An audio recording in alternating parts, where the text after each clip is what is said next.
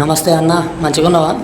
ఇలా పొద్దుగాలనే తయారై మళ్ళీ 12 గంటలకైతే డ్యూటీ స్టార్ట్ చేసిన ఒక గంట కాగానే ఇంటర్వల్ అయితే ఎగ్జామ్ ఖతం పెట్టుకొని బయటకు వస్తారు. వాళ్ళు బయటకు రాగానే బండ్లు కదులుతాయి, ఫుల్ ట్రాఫిక్ అవుతుంది. అయినా ఎండ కింద బండ్ల పోగా కాళ్ళు కాలుతున్నాయి, చెమట వస్తుంది, ఘోరంగా ఉన్నది పరిస్థితి. అయితే ఎగ్జామ్ రాస్తున్న ప్రతి ఒక్కరికి అయితే బెస్ట్ ఆఫ్ లక్, మంచిగా రాయరు ఎగ్జామ్. మధ్యాహ్నం అయితే డెలివరీలు తొందరగా కంప్లీట్ చేయొచ్చు, ఎందుకంటే ఎండ కొడుతుంది కదా బాగా, జనాలు బయటకు వస్తలే, ట్రాఫిక్ కూడా చాలా తక్కువ ఉంటుంది కాబట్టి తొందరగా డెలివరీలు అయితే కంప్లీట్ చేయొచ్చు.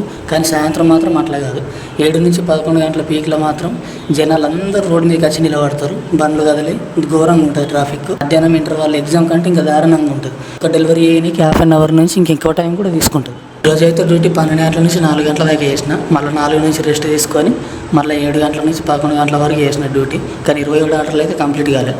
మళ్ళీ 11 గంటల నుంచి 2 గంటల షిఫ్ట్ బుక్ చేసి మిగిలిన 3 ఆర్డర్లు కంప్లీట్ చేసిన. మొత్తం 27 ఆర్డర్లు కంప్లీట్ అయిపోయింది. 27 ఆర్డర్లకు 315 రూపాయలు అయితే పెట్రోల్ ఇన్సెంటివ్ వచ్చింది. రోజు మొత్తం డ్యూటీ అయితే 8 గంటల 45 నిమిషాలు అయితే డ్యూటీ చేసిన.